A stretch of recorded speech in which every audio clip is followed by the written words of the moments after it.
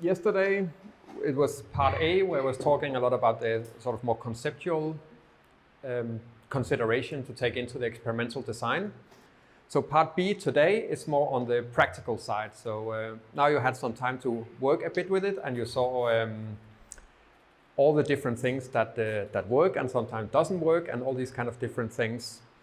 And that's actually quite representative of how, in my experience, it is to run an experiment. So here we'll be focus on some of the technical things that I think is good to be aware of. And that is when we're running the experiment, there's basically a lot of information going on, different computers we have to keep track of. And this is just to make sure that, like, how do we actually, when we do the recording, make sure that we get good quality data and that we actually measure what we think we are measuring. So I find this graph here from a paper on how sort of practically what should you think about when you're doing a study. And I know maybe here the font is a little small for you in the back, but I'll try to just walk you through it. So when we think about doing an experimental study, maybe from your science basic course, you think you have an hypothesis, you design an experiment, you collect data, you do some analysis, and then you report your result. For those of you that have worked in a lab know that it's never this straight a line. There's usually a lot of trial and error and getting equipment to work and so on. I actually think these things we have to think into to our design and in our project plan. So how can we optimize it that we don't have to kind of go back and forth too many times, or that we spend, like for example, a whole year collecting data from a patient group just to find out that the data we collected was actually not good enough quality that we could do our analysis. That is a huge waste of time and resources, and it's just really a bad experience. So in this kind of revised way of how we think about the scientific process, they actually start up with the design experiment, so what my lecture covered yesterday. So we would think about what are our hypotheses, how do we want to design our task and so. But just thinking how we design a task is not usually enough, so we would move on to the next one, where we would actually start implementing our experiment and then start to run some tests where we'll just see, does the thing actually work? First off, do we actually get the brain signals that we think this task will do? Is the task too difficult, too easy? Usually that would be, when I would program an experiment, be myself sitting many hours in the lab and just testing things out. Does it actually work? Then once I am reached a stage where I think now the experiment works, I would perhaps invite some of my colleagues or some students to try it out, people who don't really know the experiment, and then ask them, like, how did they find the task, what is too difficult or easy for them, and so on. And this is kind of an iterative process, which is here that we basically continue working on it until we are at a stage where we think, well, the participant know what they are supposed to do. All the technical issues that might be have been ironed out. At this stage, ideally, we would also start to collect some pilot data that we would then right away try to analyze, both to see, do we see, for example, the ERP or oscillations or so in the EEG data that we're interested in, and also to kind of get a rough idea about the analysis pipeline. And this is good for quality check, that we don't really skip this phase and move right on to collecting from our participants, because we know that it's actually tested in advance.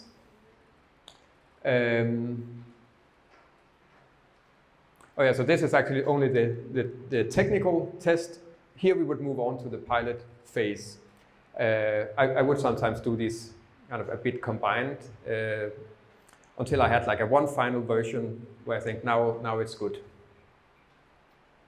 Then we would move down here and then actually start recruiting our real research participants or patients or who we are scanning. And well, yeah, it would not just be one experiment. Usually we'd need a large sample, and we would just run all our participants. At this stage, we would also, I think as soon as we have collected the data, start to do sort of basic rudimentary data quality test of the data.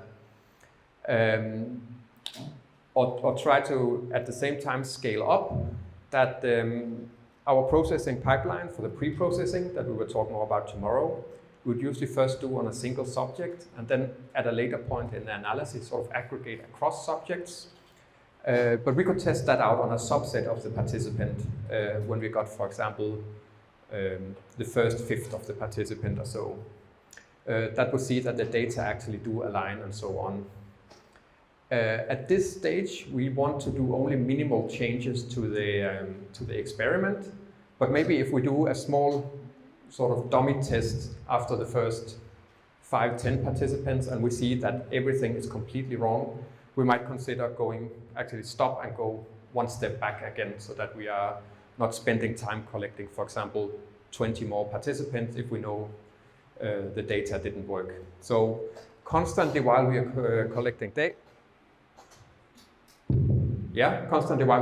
data, we would monitor the quality. Then finally, once we are done with the data collection, we'll usually do a small celebration because this can be a lot of work. And then we would start with the sort of group level analysis. And well, usually when we look at our analysis with EEG, do you hear this? I think it's a lower volume. Okay. Then we might need to do some additional analysis. And then finally, we would write up our report or scientific paper. So that's kind of on like the project plan on a large scale. And well, recruiting participants, depending on who your sample are, can take a really long time. If it's undergraduate student from the local university, it might be something you can get done in a few couple of weeks. But in my experience, actually the kind of first part of the study plan, actually coming up with a good design, ironing out all these small technical issues that might occur, can actually take about the same amount of time. Okay, so zooming in on a kind of sort of a single experimental run, say for a single participant that we are doing. We tend to only focus on the experiment part that we're actually doing, but I think it's good to think also the time that we actually spend in the lab when we're doing experiments. And this is a very simple sort of overview of how roughly I would spend time between doing different things in the lab. So if I were to run an experiment, I would come in maybe the morning or the afternoon, whenever the lab is available. And I would actually spend maybe first half an hour to just make sure I have all of my equipment up and running, making sure that the EEG system is connected and not someone has moved maybe the stimulator I needed or something, and get all these things. Because once the participant arrives, you want to get started as soon as possible. So you don't want to run around and spend time on technical issues. Then when the participant arrives, we cannot start the experiment right away because we need to mount the EEG cap. And depending on the system, this might take from a few minutes to actually up to, I think, half an hour, maybe 1 hour, depending both on how many electrodes you have that has to be prepared, the signal quality, if the participant might be difficult to work with, and also the experience of those who are in the lab. Also, whether you are doing these things alone or whether you are two persons working in the lab, where you could, I think I said to some of you, when you're preparing the gel of the electrodes, if you are two, one can take each side, then you kind of half the time it takes to prepare. And this is a step where, with experience, you become a lot faster. The first time I had to set up, I think, just a 64 channel EEG system, it took me at least an hour. If I were to do it now, I think I could do it like in 20 minutes or so. So you get the routine. But being fast here is really a good idea, because once the participants sit in the chair, if they don't really have anything to do or so, they might become tired, they might become annoyed, and that we have to think about when we then start the experiment. If we already have a very tired participant, this is a confound in our data. If they are annoyed, they might not really care about doing the task correct, or they might be uncomfortable and actually move around a lot more, which would also give rise to artifacts. But we don't, on the other side, want to trade like speed here for loss of signal quality. So we also make sure that we get as many channels as possible, as many of electrodes with good quality. Then we will run our experiment. That's, I think, self-explanatory. Depending on what type of experiment you're running, you might have some breaks in between. And this could vary from, I think, from half an hour to maybe a couple of hours. That depends also on your task. Then usually when we are done, the participant is very happy to just leave the lab after having done like the same task for an hour and so. And we just say thank you, and they would leave the lab. But with EEG, there actually come a lot of sort of cleaning up afterwards. So first off, we have to tidy the room where they are. So we might need to prepare also for the next participant if we have more on the same day. But now you see it with the EEG system where you have to lose a lot of gel. They tend to be very sticky afterwards. And this we need to clean up before we can use the caps again. And that's both for hygiene reasons, but it's more that if this gel sits and it completely hardens, it will be really difficult to get off, and it actually completely blocks the signals. So if we were to put on a cap that, for example, hadn't been cleaned properly the day before, when we then put it on, there will just be no good signal at all, and you would have to basically sit with your syringe there and poke all this dried gel out, and that is really annoying. So always make sure to spend time to clean it properly. That also, in the long run, when it's handled properly, will extend kind of the lifetime and the duration of the EEG system.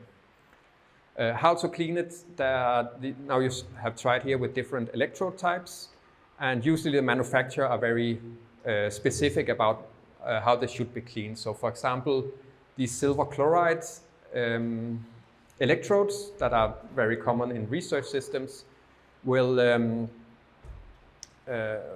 usually cannot stand sort of very hard alcohol cleaning or soap or too much scrubbing, because that will kind of remove this small layer of the metal that is on the tip of the electrode. So that would, in time, sort of reduces how good quality data you get.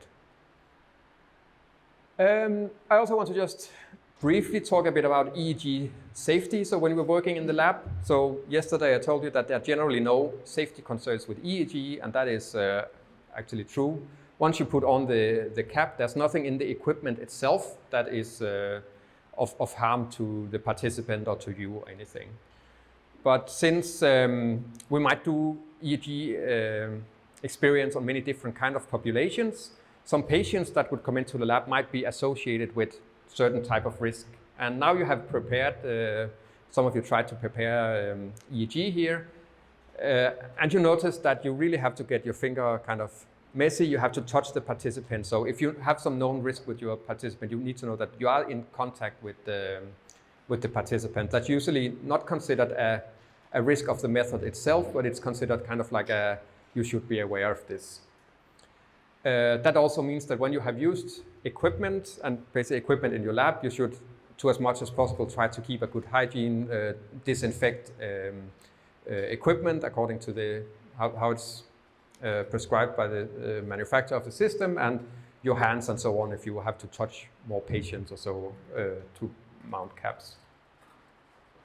One thing also good to be aware, if you have participants come into the lab that have some prior condition that could be a risk. For example, many of you were working with patients with epilepsy. You always know that they could get like a spontaneous seizure, and that is just something to be aware of. Again, it's not specific to EEG, but it's a thing that is good to be aware of. So just when you get participant, know if there are some risks in advance. A lot of participants, if they are not used to being in a clinical setting or in an experimental setting, are very nervous. So it's not really a risk, but it's good to know that if the participant is nervous, maybe just spend a few minutes, talk to them and say everything is just going to be good. You're just going to do like a small task. You're going to wear this silly hat, and that's what's going to happen. I think these kind of things help a lot. And then, of course, clean the EEG equipment after use. That's both for hygiene purposes, that leads back to the point up here, but also for the kind of wear and tear on the system itself. Okay, so what we really want to do when we are in the lab is, as I said many times before, yesterday I think, is that what we want to measure is a very weak signal, and everything around it generates a lot of noise. And usually we have a signal that we're interested in, and the whole point of both doing our recording and the analysis afterwards is basically to optimize the signal to noise ratio so that we get good signal, and if we get good signal we can better make some kind of scientific conclusion based on those. So a very basic definition. So we say signal and noise. I think it's a concept that's used very much in telecommunication, and so where we have a clear signal and everything noise is maybe some static that's picked up in the atmosphere.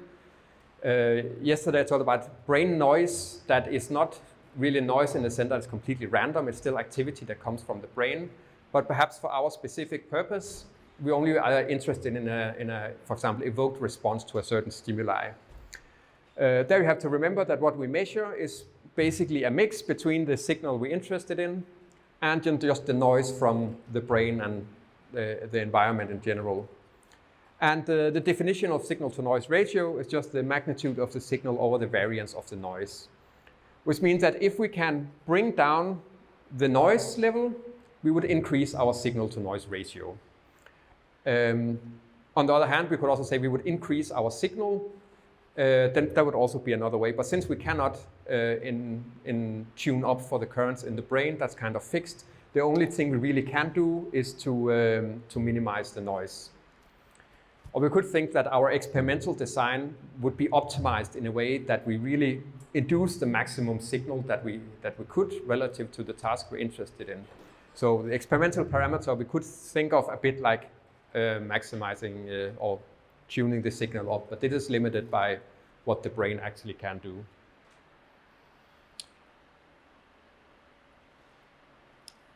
So how do we do this? Well, the noise is unavoidable. We saw some of you over here had some both artifacts from the like very clear 50 Hertz noise from the environment and so on.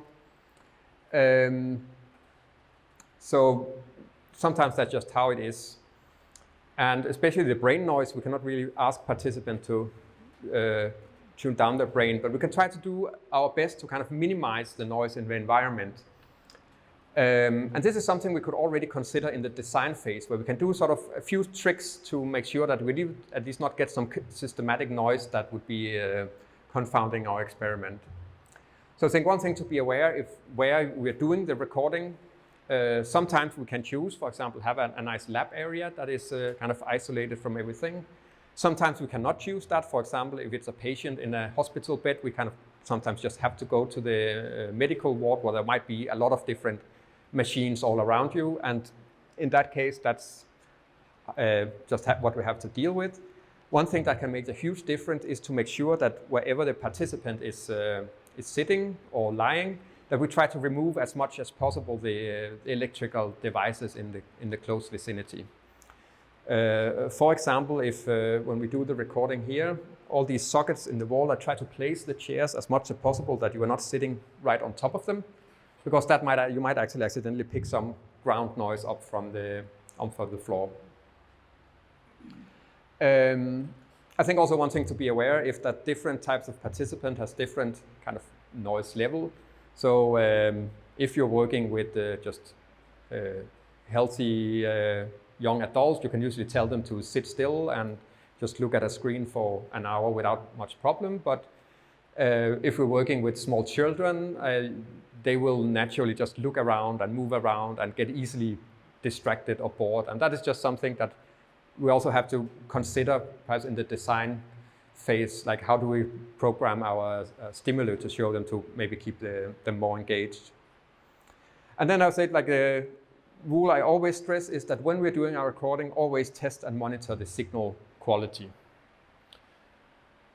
So I think there are two options to do this. The first is, well, deal with the sources of noise while we are doing our recording, that if there is no, or if we minimize the noise to begin with, we don't have to deal with it later because it's not there. But sometimes that's not possible. So option number 2 is that we try to deal with it in the post-processing. And it's not like we can skip one or the other. We really have to think these two things into it. So I think broadly we can think of 3 different kinds of sources of noise that is important to think of. The first is what we usually call biophysical artifacts. I think you'll hear a lot about artifact rejection and artifacts in general, and talk with an EEG kind of jargon. And the most common here would be eye movements, eye blinks, muscle activity, and electrocardiograph artifacts. So as you know, when all the electric potentials that would be picked up by the electrode will just be summed together and be part of the measured signal. So eye movements, with some of your groups, you kind of ask the participant to move the eyes from side to side, and you see these kind of typical, very sharp waves. Sometimes they're almost square shaped that you will very easily recognize. So, so that is something we can. Blinks that have these like very typical, very strong waves. So one way we can kind of minimize this in our experimental design is first off have like a fixation point on a screen, usually like a small mark, a dot or a cross or something, and then just ask your participant to try to focus on this as much as possible. And then when we show the stimuli, if we're showing something visual, we'll kind of be in the same area. If it was something like sound or something to hear, then maybe just ask them to sit and look at this as much as possible. It's not super exciting for the participant, but in that way we know that they're not just sitting in the room and like looking all around. Something that works a lot of times to minimize blinks, especially if you have something where people really have to be aware, or a certain time window where we're really interested in a signal, is to have a screen right before that just say blink now or just blink. So then people can blink, and then they usually are sort of fresh enough and will not blink within the next couple of seconds. It's not foolproof, but it can minimize it to some degree. We could also think about the trial duration that we need. Like if we require a really long trial duration, it will become very unlikely that the participant doesn't blink in that. But maybe if we can shorten it, or then we can hope they don't blink in just the critical time window. Since blink is a very automatic, we cannot completely remove it. So we could, for example, measure EEG actively and then have that as a control, and then we could, most likely we would do something to deal with this in the post-processing, either by some filtering or artifact removal procedures. For muscle activity, this I think is what we can do the most about while we're recording. One thing is how we position the participant to make sure that when they are doing the experiment, they're actually sitting in a relaxed position. They don't have to like stretch out or something that would constantly give rise to some muscle noise, or that they sit and are kind of tense and that they will spend their muscle. That's also making sure that the participant is actually sitting in a really comfortable position throughout the experiment. If you sit in the same position for a long time, then it will become tiresome. So have some breaks where you perhaps ask the participant to kind of readjust themselves so that they sit in a new nice position, and then you pause the experiment, and once they sit and feel comfortable again, you just continue. And you might want to do this a couple of times during the experiment. We could also think about the experiment duration. The longer, I think once we are past an hour, the longer that we keep the participant there, the more tense they will be. So for very long experiments, think about whether it's realistic that they will actually sit still throughout the whole experiment and in a comfortable position, or whether we might want to get them over 2 days if that's possible. Then during recording, I would always monitor the participant, if, as far as possible, maybe sit sort of behind them and see if they start to move around a lot, then maybe I would sort of ask, are you still sitting okay? One thing that would also be very clear when you look at the data is whether they sit and bite their jaws together. a lot of people do that when they are, if they're, for example, doing a very difficult task that requires a lot of focus, tend to sort of bite their jaw and be a bit tense. And this is something we really want to avoid. So a trick to do that is when you prepare the EEG or before the experiment start, ask them to just bite together as hard as they can and then relax afterwards, because then they kind of be aware that this is a thing and they will actually be relaxed for at least the next 5-10 minutes if they tend to be very tense in this way.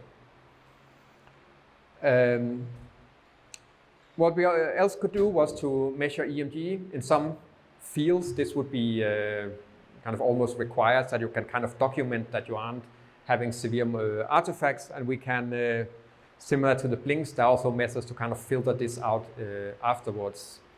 But I think this idea that you can just filter out muscle activity is, it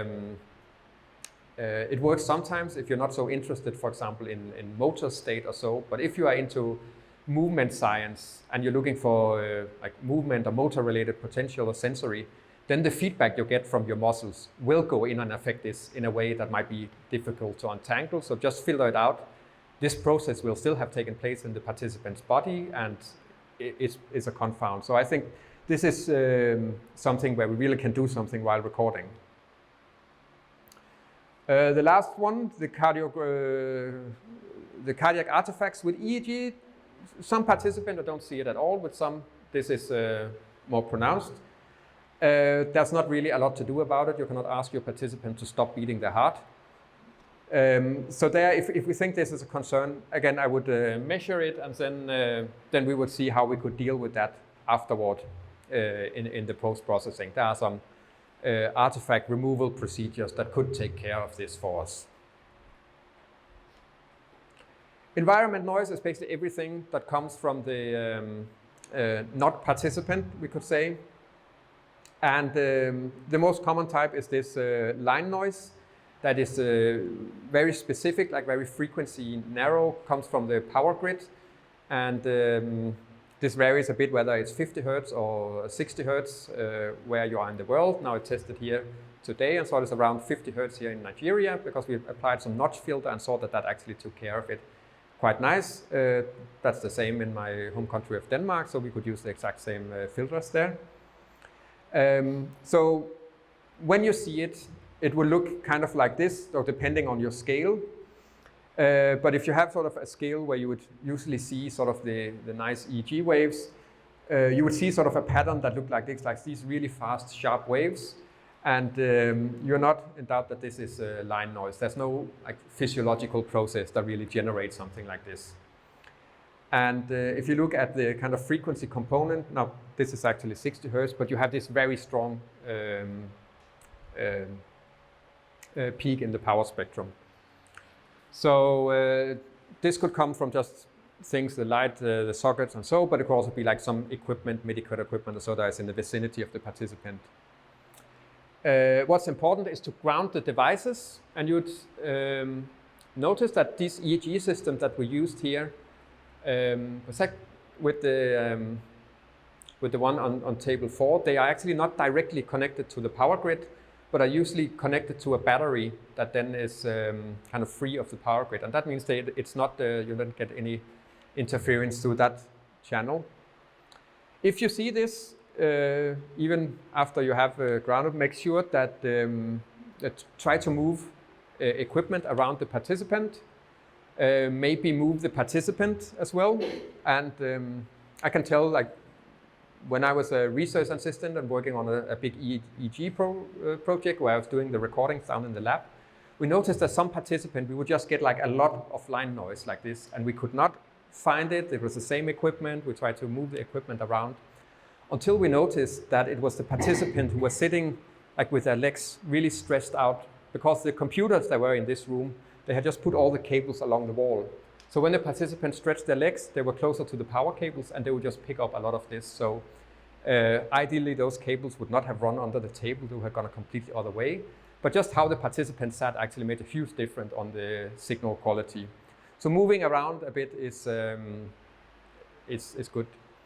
So yesterday, Robert showed you also the shielded room. This is usually not something you can do. Either you have a shielded room in the lab or not. And this is quite expensive because it kind of requires a home rule. You have some engineers out to build it, and it's not just trivial. But you can try to, while not shielded, but try to make an electronic silent room by, if possible, try to move as much as the equipment out of the room as possible. So, for example, having the participant in just a room with maybe only the basic screen or the basic devices that need to do the experiment, and then have like cables from outside the room that goes into that. Many EEG systems with cables come with fiber optics cables, so you don't have the need for electrics there. So this would be an example of a sort of closed amplifier to a battery pack, so meaning it's not connected to the electric grid, and this would be how a shielded room could look. Then, of course, since it's a very narrow band, it's something that's easy to get rid of by filtering in the post-processing. But if the amplitude here is too high, it would basically block out the EEG signals. So while theoretically it should just be on top of it, maybe there's so much of it that we would actually drown it out, then the filtering would not really make a difference. So if we can minimize this as much as possible during the recording, that's the best option. Then we have some random noise that just comes either from the brain or from whatever things in the environment that we don't really know what to do about. This is actually not so much of a problem and kind of a thing that is given in our analysis. So when it's random noise, we per definition would assume that it's Gaussianly distributed and also kind of like a normal distribution. And for a normal distribution, it would have a mean of 0, and then we would have a certain standard deviation that kind of scales with the magnitude of the noise. And the good thing about this type of noise is that, let me see. Yeah, so we have the variance, that's kind of the width of the distribution. We have a mean of 0. That means that if we were to take the average of this distribution, averaging all the values, since it's symmetrical, would be 0. That means at the more samples we are to have, the sharper the distribution here would be. So as the number of samples goes towards infinity, the mean of this distribution would go towards 0. So if we had infinite number of trials in our EEG experiments, we could get rid of all the random noise. And the idea of sort of in the analysis phase, and why we also do a lot of repetition, is that our signals are usually way weaker than the noise. But if it's random noise, well, in our measure 1, the signal should be the same. It's the same time of stimulation that we do. But the noise, I'm not trying to illustrate here, is that the shape of these noise is different. It might look the same, kind of a distance, but we see that it's like the kind of direction that it goes is different. And with enough samples, when we just take a lot of measurements, well, the average of this would converge on the average of the true signal that we're interested in. So this logic applies to ERPs, but it also applies to frequency analysis also that we can see later. So that is why the experiment would look something like this. We do this stimulus many times. So in our continuous EEG recording, we would just do a lot of stimulation. Afterwards, we would take the window of interest. We would average this. We would usually normalize it by subtracting a baseline in a way so that we know they are all at the same offset. And then once we have averages, we get these much cleaner curves. So it still kind of wiggles a little because we don't have infinite number, but we might have a number that we don't have sort of a large portion of noise here, and we would be able to kind of capture the true waveform of the of the evoked signal here. And just to illustrate, I took some data and tried to see how many trials do you actually need. So on this side here, I have how many trials I have done, and over here I have the average. So with a single trial, we look at it here, and we see the average is just the same because there's only one trial. And we look here and see there might be whether we see an ERP or something here. And we might think this might be it, but then again, you see it starts before the stimulation, here times 0. So I would just see this is probably some kind of artifact. Then do a few more trials. So here with 5 trials, we see in blue, the blue lines here, all the individual trials plotted on top of each other. And the black line here is the average. The same average over here. And what you have to be aware of that now the scale of the y-axis changed. So here it's like plus minus microvolts, or 15 microvolts, and here it's like 60 microvolts.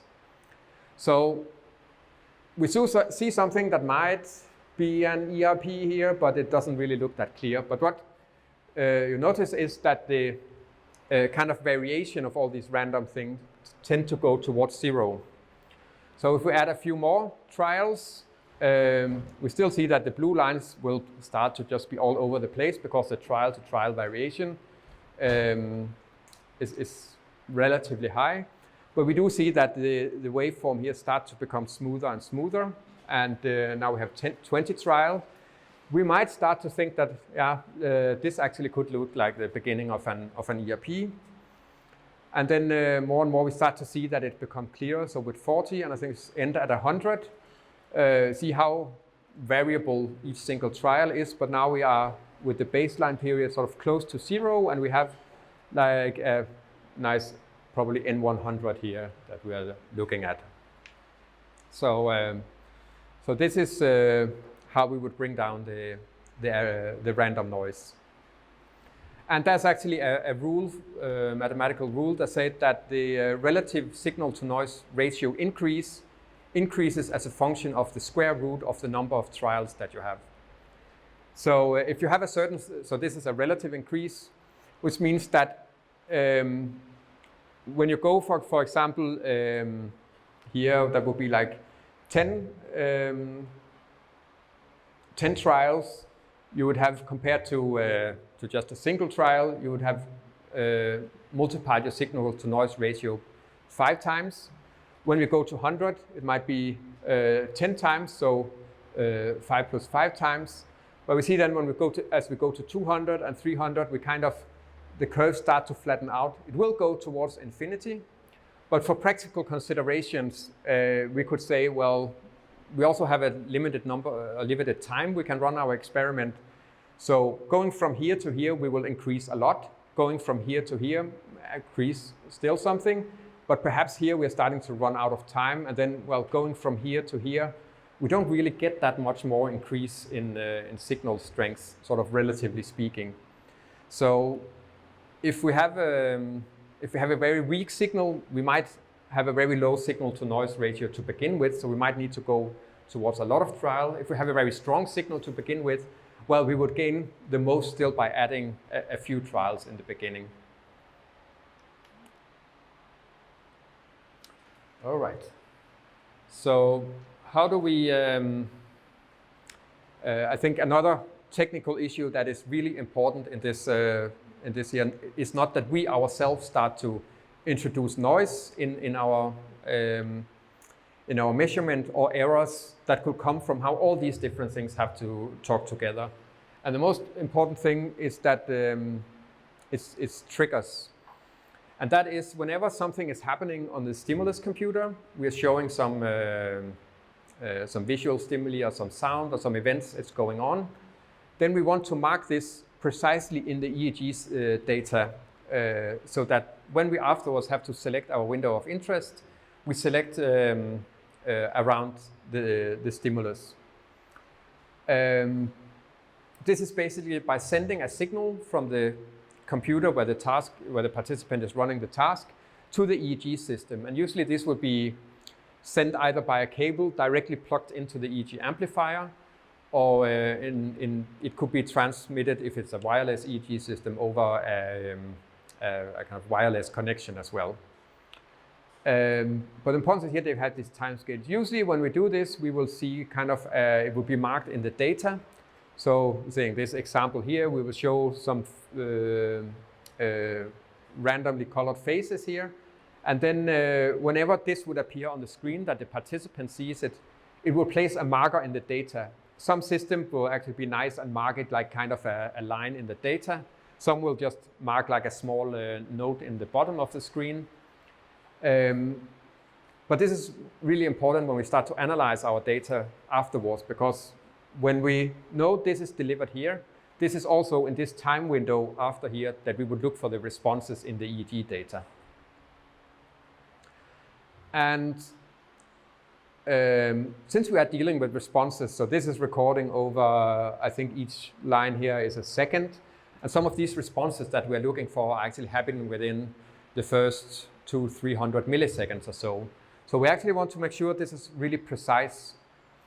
And it sounds quite easy that you're sending some signal from one computer to another. We're usually used to getting things from the internet or so, but we usually don't care whether these things that we're doing happen at millisecond precision.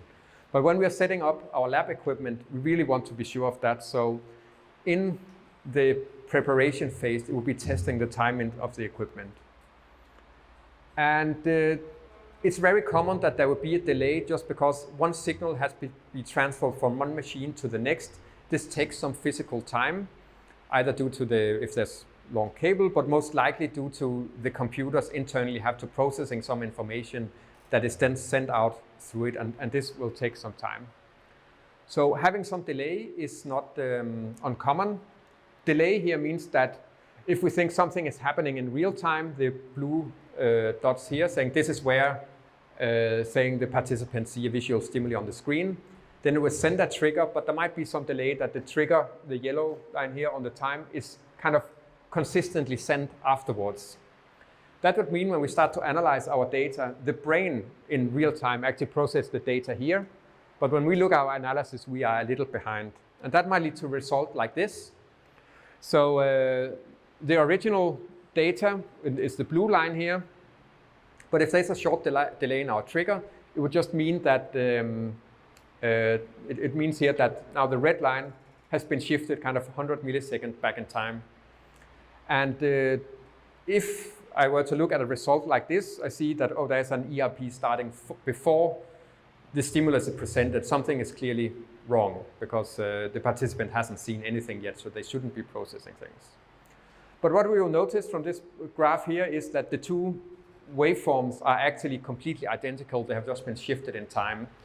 So the delay I'm actually not so worried about. I can always just shift the axis of the plot when I have to do the analysis and presentation of the results afterwards. It's just a time constant that I would subtract. Of course, I would need to know what this time constant is. I cannot just shift it as I want to. And there I would do some recording of the delay before starting the experiment. So in setting up the experiment, see that all the computers work as thought. But we could also have another kind of delay, which was called random jitter, where there might be something going on in the computer, and especially when you're having different things, something presented visually or something that's presented by sound. The computer will tell different part of the hardware to do these things, and different part of hardware might work on different time scales. So typically for showing something on a monitor like this, it will refresh the screen every, I think at 60 Hertz. So that's roughly about every 16 milliseconds, which means that you have basically a discrete refresh of your screen. And it could be that if you say, okay, now you present the visual stimuli and at the same time send the trigger, it might send out the trigger at this point, but it will not show the thing that appears on the screen until the next refresh of the screen. So there you could have some random jitter depending on where in physical time this occurred. So again, the real time is the blue, the event would occur, but maybe the trigger would only arrive kind of at a later point, but also kind of random in relation to it. So sometimes it would be further away and sometimes it would be closer. And the consequence of this can be actually quite bad for our signals. So again, here the blue is the real with the good timing. And then I just added some random jitter to the triggers. So saying that it's plus minus 16 milliseconds. The red curve, now they're a bit plotted on top of each other, but you can see already here that the peak is lower, because now when it's averaging, it's not always the same time. It will be shifted a bit every time. So if you have a lot of peaks coming after each other, it will basically bring down the average. And I see as we increase the jitter, the curve both becomes smaller, it becomes a bit wider, and it becomes kind of more blurred out over time.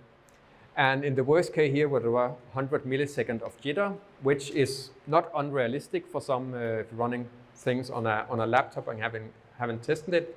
You see this dark blue curve here that it's basically just like completely smeared out. You don't really see a clear ERP that looks anything like the other ones later here. So this is something we should be worried about, because this really means that our average is no longer a good representation of the actual underlying physical process.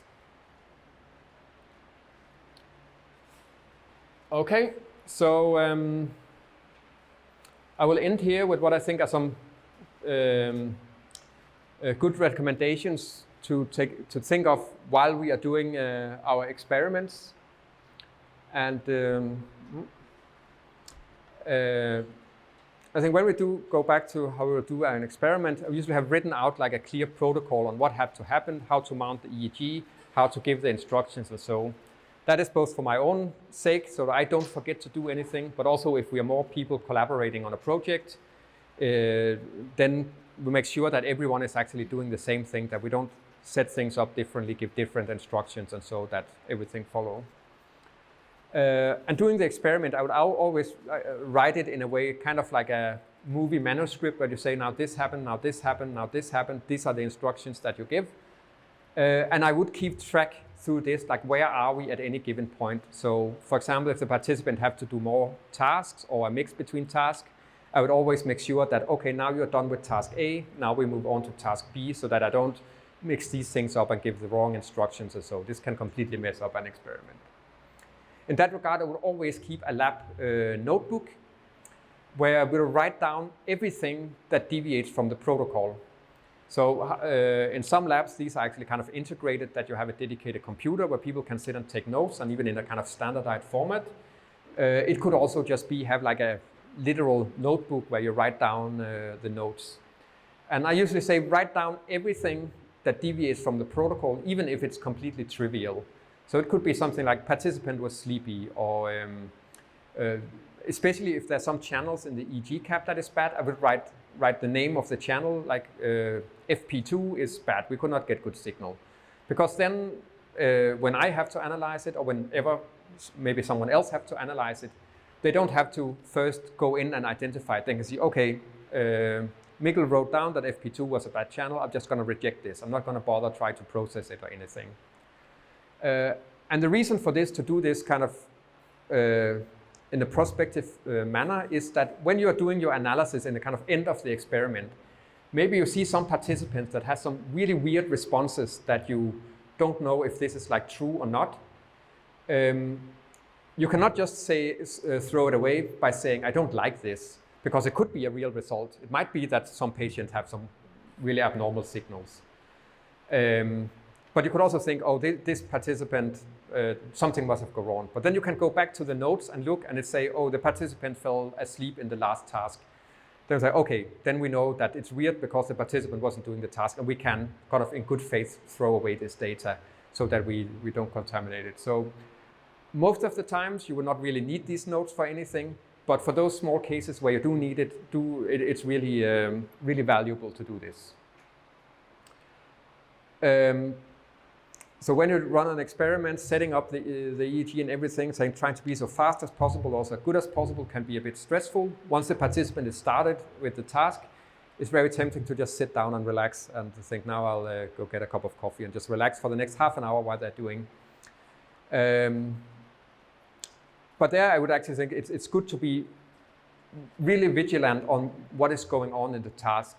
So once you have mounted the cap, this gel will sink down a little. So it's not uncommon that in the first 15 minutes or so, some signals might lose quality.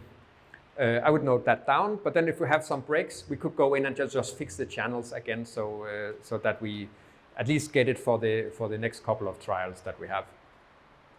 And also, if something happens along the way, this is where you would write it down. So yeah, for example, if the participant doing the experiment become tired, or suddenly the EEG system would throw some random technical error which we had not foreseen. In that, I will always monitor the participant as well. As I said before, if they are sitting comfortably throughout the experiment, you get good signals because you don't get all this muscle noise. From muscle, jaw artifacts, and so on.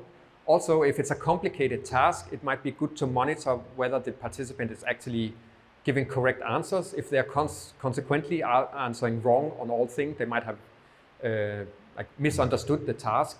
And that's good to spot in the very beginning, rather than towards the end they say, oh, I didn't know what I was doing, I just pressed random on some buttons. I think one thing to be really aware of as well is that tiredness is highly correlated with alpha activity. So if your participant become very tired, you see a lot of alpha activity. So in many experiments, I'll just ask throughout the experiment, how tired are you? So from a scale from 1 to 10, how close are you to falling asleep? Or how fresh or how alert or tired are you? And that's just also good to keep in your lab notes later on, to saying, okay, these participants were very sleepy. And this might be if you're doing cross-sectional patients and controls. Some patients tend to be very, especially if they have a cognitive impairments, they tend to be sleepy a lot faster than healthy controls. So that might be a confound that you want to be aware of and try to match that.